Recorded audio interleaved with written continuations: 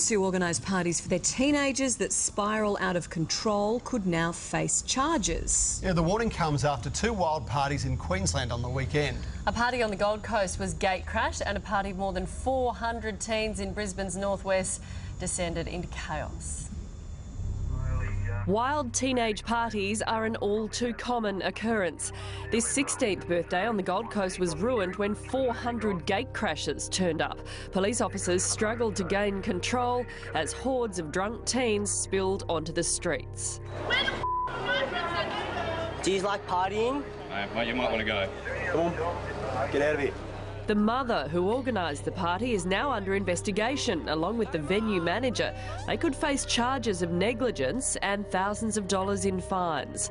In Brisbane, another party of more than 400 teens erupted, police vehicles were vandalised and 6 partygoers were arrested. It all just went completely out of hand. But it's not a new phenomenon. Last year, a Sydney teenager was forced to cancel her 16th birthday party after her Facebook invite went viral and 180,000 people threatened to attend. And who could forget the most infamous of the lot, Corey Worthington. The Melbourne teenager advertised his party on Facebook back in 2008, attracting 500 guests. Memories of that one. Joining us now, Naomi Oakley from Safe Partying Australia. Morning to you. Could more parents start facing charges in incidents like these? If it's parents need to be made aware that licensed venues are not an option in relation to teenage parties because of the risk of underage.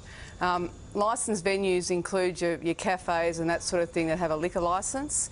Unfortunately, because of the lack of public venues, parents are left with the only options of sourcing a specific public venue or their home.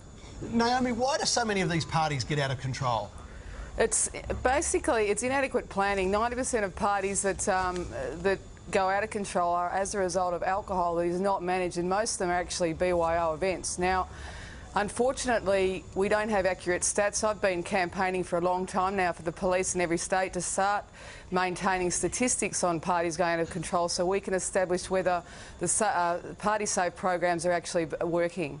All right, well, you've got some advice for parents. We'll bring a list of your tips up. You say Sure. Some of those, they need to notify police and neighbours, find an appropriate venue, employ professional crowd control and also control all BYO drinks.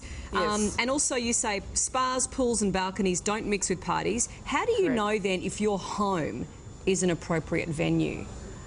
Well, you look at all the physical risks and also geographically where it's located next to a railway station or a shopping centre will increase the risk. But most importantly, if you can manage that alcohol, and that's why I've developed the booze bag system that can be used anywhere in Australia and people can email me.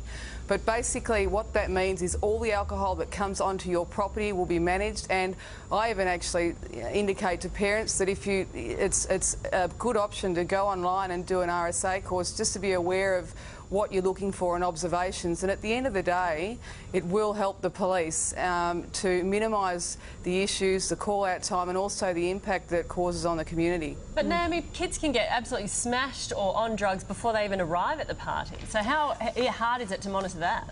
Well, with the booze bag, if you are monitoring the alcohol as it comes in, you do minimise that impact of kids sculling vodka or hard spirits down the road before they get in, because they know particularly that they can actually have a couple of drinks, it's managed, and the system that we use actually is supported by the parents and kids. So if you have both of them on site, it's got to be a winner.